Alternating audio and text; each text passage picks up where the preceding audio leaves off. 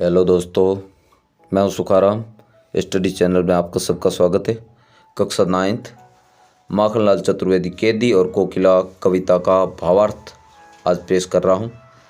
देखिए, यह अंग्रेज़ों की गुलामी के समय का वृत्तांत है, जिसमें कोयल क्रांति की जो आग सुलगानी चाहती है और स्वाधीनता संग्राम के दौरान जो कैद में बंद है, उन सब के दर्द को बयां करती है।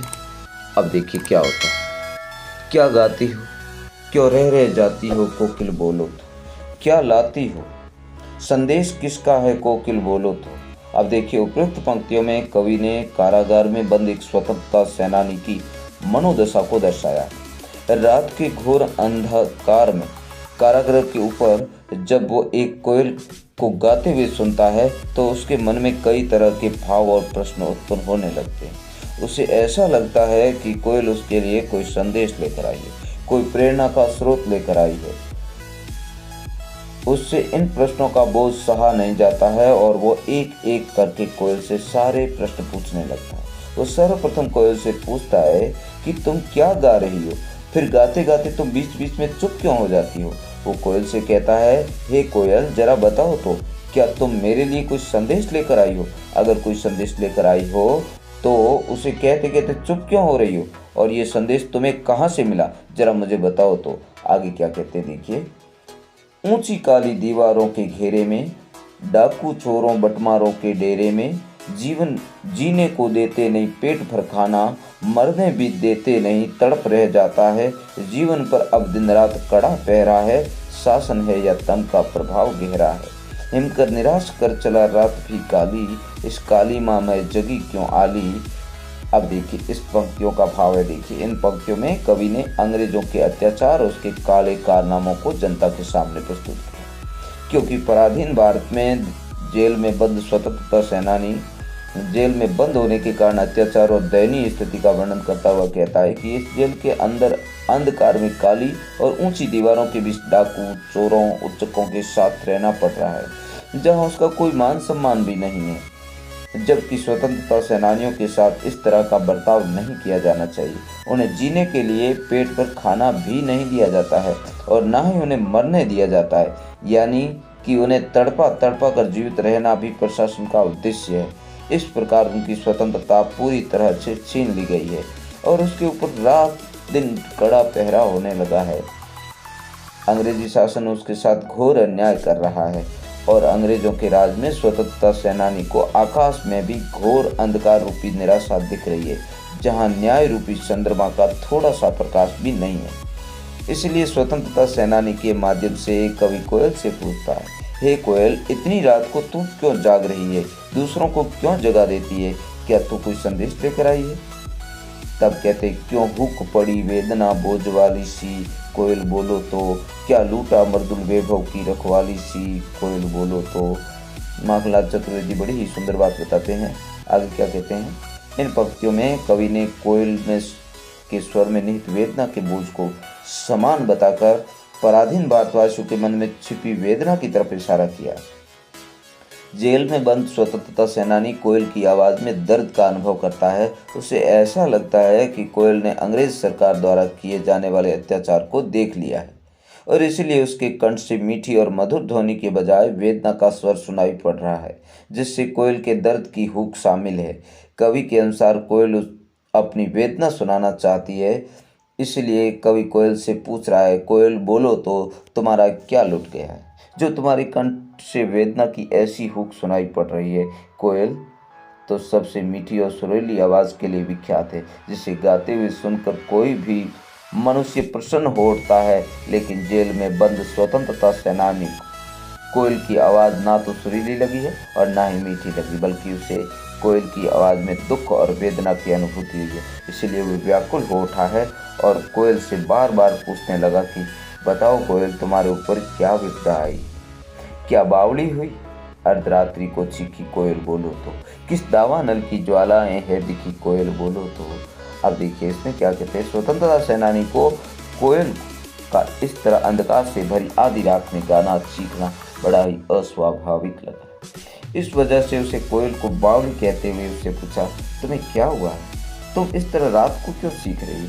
क्या तुमने जंगल में लगी आग देख ली है? या यहाँ पर कवि ने जंगल की भयावह आग के रूप में अंग्रेजी सरकार की यातनाओं की तरफ इशारा किया है।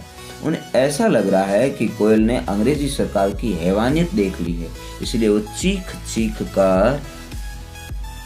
चीख करके ये बात सबको बता रही है। क्या देख न सकती जंजीरों का गहना, हथकड़ियाँ क्यों ये ब्रिटिश राज का गहना। कोल्हू का चरख छूं जीवन की तान, गिट्टी पर अंगुलियों ने लिखे गान। हूँ मोट खींचता लगा पेट पर जुआ, खाली करता हूँ ब्रिटिश अकड़ का कुआ। दिन में करुणा क्यों जगे रुलाने वाली, इसलिए रात में गजब ढहा रही आली। कवि को ये लगता है कि कोयल उसे जंजीर में बंधा हुआ देखकर यूं चीख पड़ी, इसलिए कैदी कोयल से कहता है, क्या तुम हमें इस तरह जंजीरों में लिपटे हुए देख सकती? अरे ये तो अंग्रेजी सरकार द्वारा दिए गए गहने हैं। अब तो कोल्हू चलने की आवाज़ हमारे जीवन का प्रेरणा गीत बन गई है। दिन भर पत्थर तोड़ते तोड़ते हम इन पत्थरों पर अपनी अंगुलियों से स्वतंत्रता की गान लिख रहे हैं। हम अपने पेट पर रस्सी बांधकर कोल्हू का सरसा चला चला कर ब्रिटिश अकड़ का कुआं खाली कर रहे हैं। अर्थात अब इतनी यातनाएं सहने और भूखे रहने के बाद भी अंग्रेजी शासन के सामने नहीं झुक रहे हैं। इससे अपनी अकड़ जरूर कम हो जाएगी। इसी वजह से दिन में हमारे अंदर यातनाओं को सहने के लिए गजब का आत्मबल आ जाता है, जिससे हमारे अंदर कोई करुणा उत्पन्न नहीं होती है और ना ही हम रोते हैं। शायद तुम्हें ये बात का पता चल गया है, इसलिए शायद तुम्हें रात में सांत्वना देने आई हो, परंतु तुम्हारे इस वेदना से भरे स्वर ने मेरे ऊपर गजब ढा लिया है। मेरा मन तो व्याकुल हो गया। इस शांत समय में अंधकार को वेद, रो रही क्यों हो कोकिल बोलो तो चुपचाप, मधुर विद्रोह बीज इस भांति बो रही हो क्यों कोयल बोलो तो। आगे कवि कोयल से कहता है कि इस आधी रात्रि में तुम कोयल को अंधेरे को चीरते हो, इस तरह क्यों बोल रही हो, रो रही हो?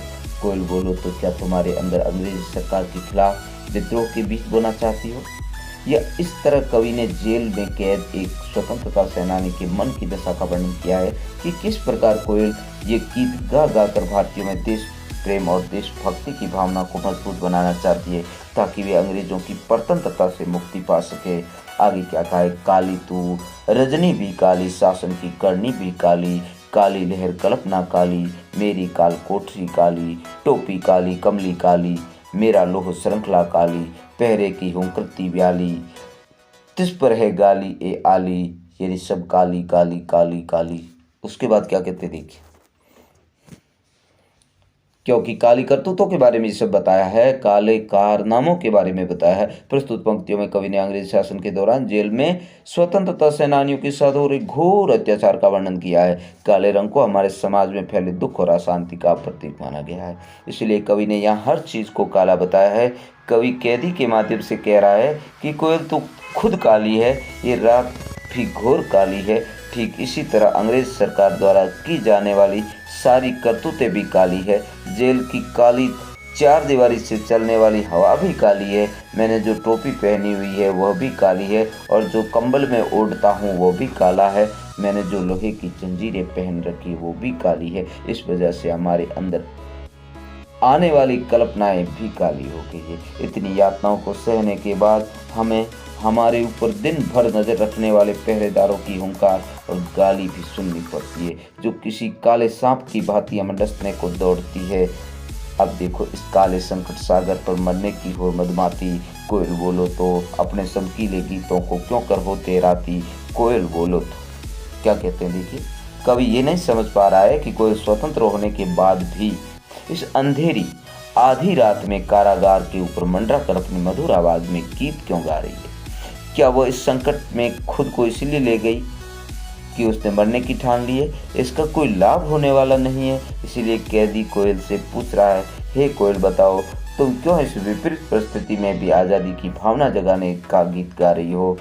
तो देखिए साथियों, आगे मुझे मिली हरियाली डाली, तुझे मिली कोठरी काली,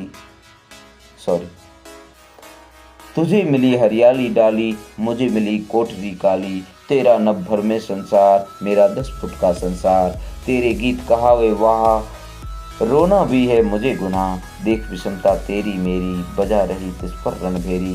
दोस्तों, रणभेरी का अर्थ होता है युद्ध घोष करना, युद्ध से पूर्व बजाने वाला नगाड़ा। प्रस्तुत पंक्तियों में कवि ने स्वतंत्र कोयल और बंदी कैदी की मन स्थिति की तुलना बड़े ही मार्मिक ढंग से की है। जहां एक और कोयल पूरी तरह से स्वतंत्र किसी भी पेड़ की डाली में जाकर बैठ सकती है, कहीं भी विचरण कर सकती है और वो अपने मन चाहे गीत गा सकती है, वहीं दूसरी ओर कैदी के लिए अंधकार से भरी 10 फुट की जेल की 4 दीवारी है, जिसमें उसे अपना जीवन बिताना। वो वहाँ अपनी इच्छा अनुसार कुछ भी नहीं कर सकता है। कोयल के मधुर गान को सुनकर वो लोग वाह वाह करते हैं, कहीं किसी कैदी के रोने की कोई सुनता तक नहीं है। इस प्रकार कैदी और कोयल की परिस्थिति में जमीन और आसमान का फर्क है, मगर फिर भी कोयल युद्ध का संगीत क्यों बजा रही है। कैदी कोयल से जानना चाहते हैं कि आखिर कोयल के इस तरह रहस्यमय ढंग से गाने का मतलब क्या है। इस संकृति पर अपनी कृति से क्यों कर रही हो कोकिल बोलो तो, मोहन के व्रत पर प्राणों का आशव किसमें भर दूं, कोयल बोलो तो। प्रस्तुत पंक्तियों में कवि ने कोयल और कैदी दोनों के अंदर स्वतंत्रता की प्रबल भावना को दिखाया है। जहां कोयल अपने जोशीले गान से देशवासियों में विद्रोह को जागृत कर रही है, वहीं कैदी स्वतंत्रता के लिए लगातार अंग्रेजी सरकार की यातनाएं सहन कर रहा है। इसलिए कवि ने यहाँ कोयल की आवाज़ को कैदी के लिए आज़ादी का संदेश बताया है, जिसे सुनकर कैदी कुछ भी करने के लिए तैयार हो सकता है। इसलिए इन पंक्तियों में कैदी कोयल से पूछ रहा है कि हे कोयल, मुझे बता कि गांधी द्वारा चलाए जा रहे इस स्वतंत्रता संग्राम में किस तरह अपने प्राण झोंक दूं। मैं तुम्हारे संगीत को सुनकर अपनी रचनाओं के द्वारा क्रांति की ज्वाला भड़काने वाली अग्नि भी पैदा कर रहा हूँ, लेकिन तुम मुझे बताओ कि मैं देश की आज़ादी के लिए क्या कर सकता हूँ। तो दोस्तों, ये पूरा वीडियो देखने के बाद सब्सक्राइब करें, शेयर करें और जय हिंद, जय श्री कृष्णा, गुड नाइट।